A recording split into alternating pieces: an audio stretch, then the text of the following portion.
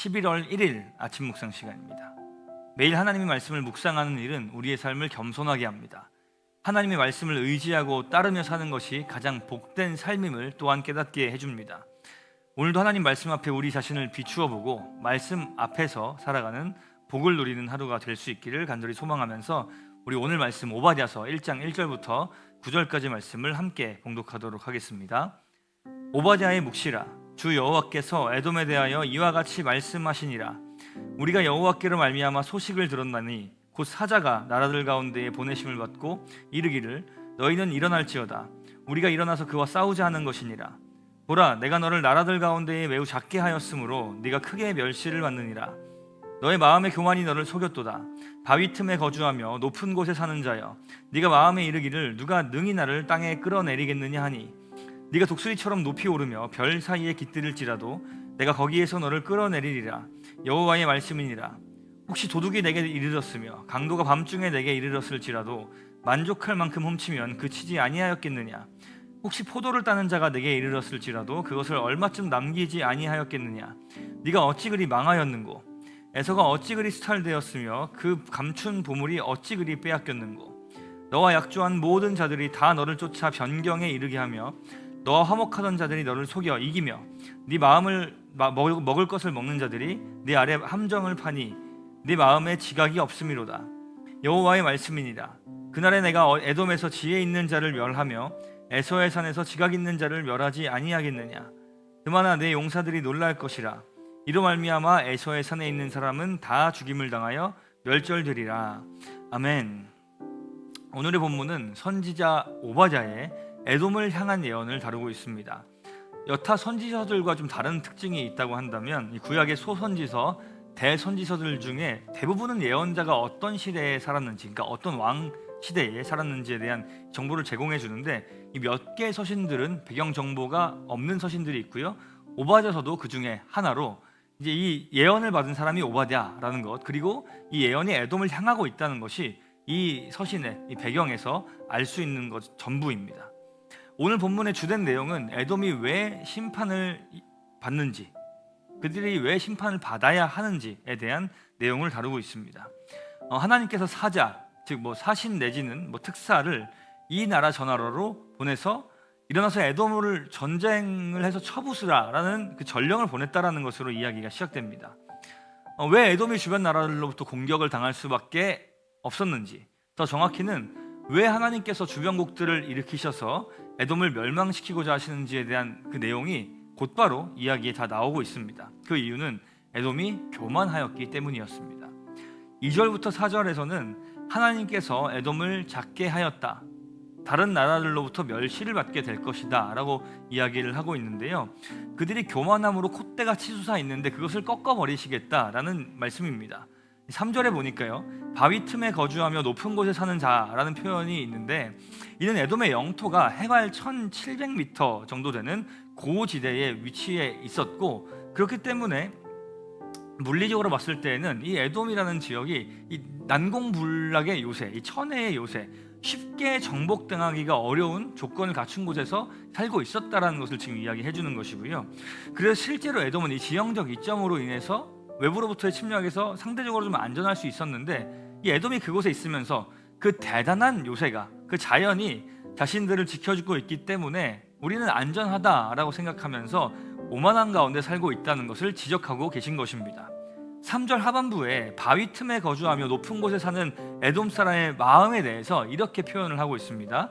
누가 능히 나를 땅에 끌어내리겠느냐. 그러니까 아무도 나를 이 요새로부터 끌어내릴 수 없다라고 자만하고 있는 것이죠. 그런데 하나님께서는 에돔 사람의 오만함에 대해서 이렇게 반응하십니다. 4절을 함께 읽어보겠습니다. 네가 독수리처럼 높이 오르며 별 사이에 깃들일지라도 내가 거기서 너를 끌어내리리라. 여호와의 말씀이니라. 1700m 높이에 위치한 이 난공불락의 요새가 아니라 그보다 더 위, 독수리처럼 높이 올라가서 하늘까지 닿아도, 별 사이에 깃들더라도 너의 그 오만함을 내가 꺾어버리겠다라고 이야기하시면서 그들이 의지하고 있는 것이 하나님 앞에서는 사실 아무것도 아니라는 사실을, 그들이 진정으로 의지해야 할 것을 의지하지 않고 하나님 앞에서 쉬이 허물어지고 사라져버릴 것들을 의지하며 살아가고 있다라는 것을 지적하고 계신 것이죠. 4절에서는 에돔의 오만함을 독수리라든지 별이라든지 이런 과장된 표현들을 통해 설명했다고 하면 5절부터는 에돔이 어느 정도로 철저하게 멸망당하게 될지에 대해서 좀 더 실제적인 비유를 통해 설명하십니다. 도둑이나 강도가 집에 들면, 그리고 포도를 약탈하러 간 사람들이 들이닥치면 그들이 가져갈 수 있는 만큼은 가져가겠으나 조금은 그래도 남지 않겠느냐. 그런데 에돔아, 너는 어떻게 그 정도로 망했냐? 라고, 또 어떻게 감추어놓은 보물까지도 다 빼앗겼냐? 라고 이 질문 형식으로 표현함으로 마치 그들의 교만함을 비꼬듯이, 교만함으로 인해 그들이 받는 심판이 그들이 가지고 있는 모든 것을 남김없이 앗아가게 될 것이다 라는 사실을 구체적인 비유를 통해 선언하고 있는 것이죠. 그런데 그들을 그렇게 약탈하고 괴롭게 하는 자들이 누구입니까? 7절을 보면 너와 약조한 모든 자들, 즉 에돔과 동맹을 맺은 주변국들, 그들이 에돔을 변경으로 쫓아내고 함정을 파고 정복해서 모든 것을 다 빼앗아 버릴 것이다 라고 이야기를 합니다. 그리고 그들에게 지각이 없다, 이 모든 것을 미리 판단하고 멸망에 대처할 만한 지혜가 없다, 자신들이 지금 어떤 상황에 처해 있는지에 대해서 깨달을 수 있는 그 지혜가 없다라고 이야기를 합니다. 여러분, 에돔의 모습을 보면서 어떤 생각이 드십니까? 에돔이 의지했던 것들을 한번 되새겨 봅시다. 자신들이 가지고 있던 천연의 요새, 그 누구도 쉽게 넘볼 수 없는 지정학적인 이점을 갖고 있던 그들은 자신들의 눈에 보이는 것, 자신들이 가지고 있는 성, 그리고 자신들이 갖고 있는 다양한 재산과 자신들과 언제나 같은 편일 거라 생각했던 우방국들을 의지하면서 교만한 가운데 살았습니다. 그리고 그것은 결국에 하나님을 의지하지 못하게 방해하는 요소가 되었습니다. 여기서 교만하게 살았다라는 것은 다른 말로 동의라는 의미에서 하나님을 의지하지 않고 살았다와 같은 의미라고 할 수 있겠는데요, 결국에는 그런 마음과 그런 태도가 하나님을 의지하는 마음이 에돔을 파멸에 이르게 하고 만 것이죠.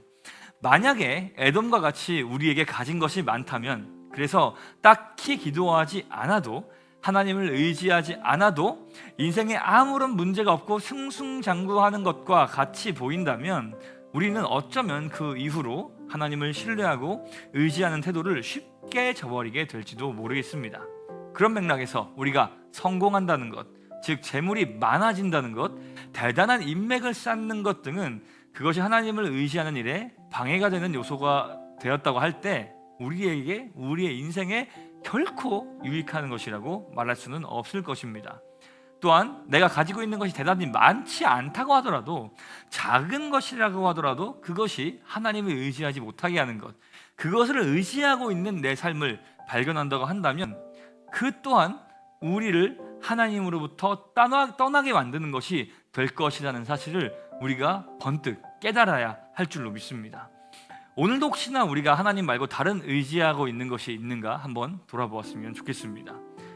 현재 하나님 말고 기대는 다른 무언가가 있으십니까? 돈, 사람, 배경, 집안, 그것이 무엇이 되었건 간에 그것을 우리가 하나님보다 더 의지하고 있다면, 가능하다면 과감하게 그것으로부터 내 관심과 내 마음을 격리시키는 것이 내 영혼과 삶에, 하나님과의 관계에 더 유익할 것입니다. 이 부요해지는 것에 대한 염려를 안고 하나님 앞에 기도했던 잠언 기자의 간구를 마지막으로 살펴보았으면 좋겠는데요, 잠언 30장 8절과 9절 말씀을 우리 세번역 성경으로 한번 읽어보도록 하겠습니다.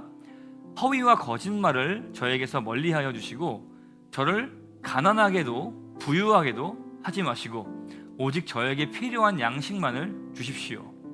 제가 배불러서 주님을 부인하면서 주가 누구냐고 말하지 않게 하시고, 제가 가난해서 도둑질을 하거나 하나님의 이름을 욕되게 하거나 하지 않도록 하여 주십시오. 9절 초반부 다시 한번 읽어볼까요? 제가 배가 불러서 주님을 부인하면서 주가 누구냐고 말하지 않게 하시고, 날마다 주님의 은혜로 살아가는 삶, 그 은혜를 잊지 않고 살아가는 삶이 가장 복된 삶임을 기억할 수 있기를 간절히 소망합니다. 우리가 가지고 있는, 우리 눈에 보이는 그 무언가가 우리의 삶을 지탱해 주는 것이 아니라 그 모든 것들을 허락하시고 그 모든 것들이 없다고 하더라도 우리의 힘과 능력과 의지할 바가 되시는 그 하나님께서 우리 삶을 지탱해 주고 계신다는 것을 믿고 하나님만을 의지하는 우리 모두가 될 수 있기를 간절히 소망합니다. 함께 기도하겠습니다. 살아계신 하나님, 굳건한 요새, 풍성한 곳간, 의지할 만해 보이는 강력한 인맥, 그런 것들이 우리의 삶을 지탱해 주는 것이 아님을 날마다 기억하는 우리가 되게 하여 주옵소서.